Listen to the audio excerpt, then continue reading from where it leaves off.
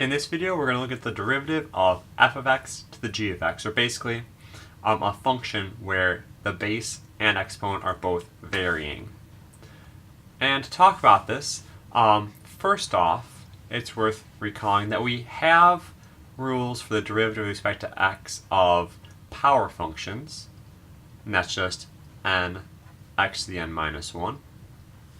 And we have a rule for the derivative of exponential functions, where the base is constant, and that's going to be a to the x times the natural log of a. But the question is, what do we do about something where the base and the exponent are varying? And the simplest case is sort of x to the x. And the idea behind it is this. So first, rewrite the base, in this case x, in this case f of x, as e to the natural log of that base. Of course, e to the natural log are inverses, so e to the natural log of f of x is the same thing as f of x. Then use the power of a power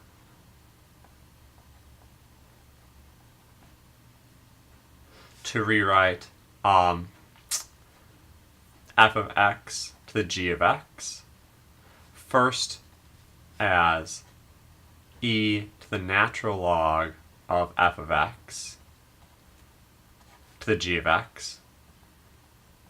And then, since I have a power of a power, that will be e to the natural log of f of x times g of x.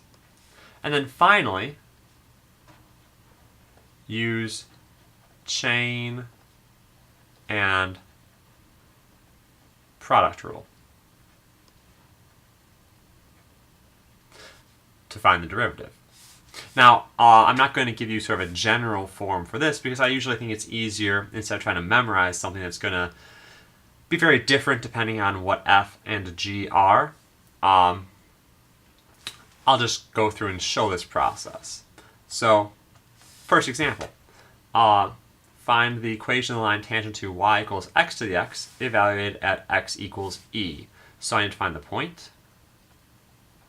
And so y evaluated at e will of course be e to the e, which means that my point is e to the e.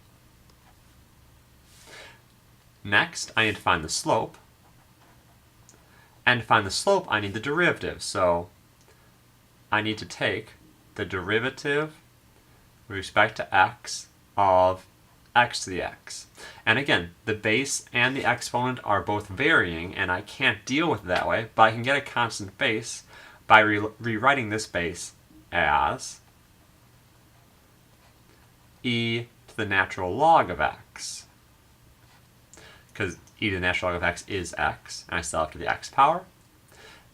And that's going to be the derivative with respect to x of e to the natural log of x times x. And now, I can take that derivative. I have e to a power, so the rule for e to a power is just e to that same power. And now, let me change colors, I'm going to do product rule. So times x times the derivative of natural log, which is 1 over x, plus natural log times the derivative of x. And so this is going to be e to the natural log of x times x. Well, I did this work to get to e to the natural log of x times x, so this part here is just going to reduce down to x to the x again. And inside the parentheses, x times 1 over x is 1, plus the natural log of x. And now I can go ahead and evaluate the derivative at x equals e, which will be e to the e times 1 plus the natural log of e, And of course the natural log of e is 1, so this will be 2 e to the e. And with that information, I can finally go ahead and write my tangent line, which is going to be y equals 2 e to the e times x minus e plus e to the e.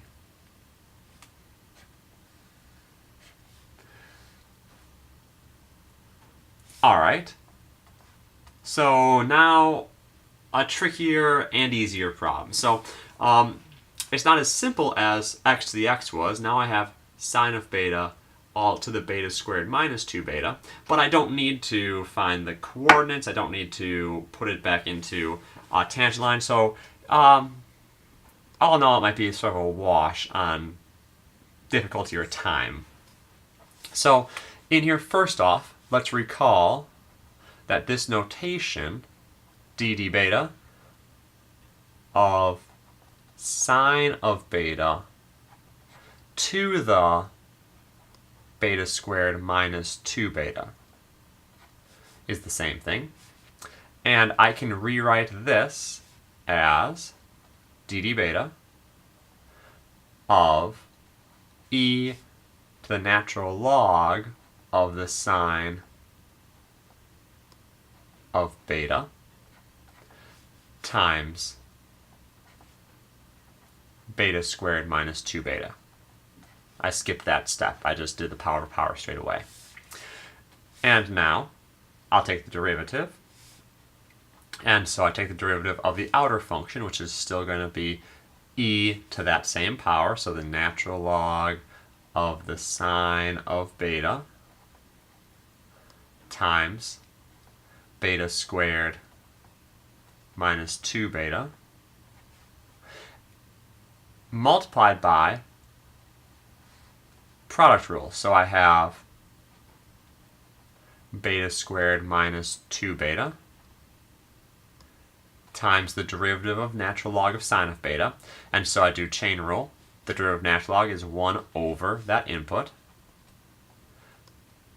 And then I take the derivative of that input, so times cosine of beta. Terrible beta. It's a little bit better. Plus natural log of sine of beta times the derivative of this, which is 2 beta minus 2. And now I can just sort of clean this up. So the first thing to notice, this mess right here is just the original function, because e to the natural log of sine of beta is just sine of beta, all to this. So I will have the sine to the beta squared minus 2 beta of beta times, in here, I could do some distribution. I don't see anything simplifying out of this, so I'll just leave it factored as is. So beta squared minus 2 beta, but I do know that cosine beta over sine beta is cotangent beta. Plus, and this term doesn't seem to do anything. Again, I could distribute, but it's not going to allow me to combine any like terms, so I'll leave it factored out. The natural log of the sine of beta times 2 beta minus 2. And that mess is our derivative. Alright, I hope this helped out. Feel free to comment below if you do have any questions.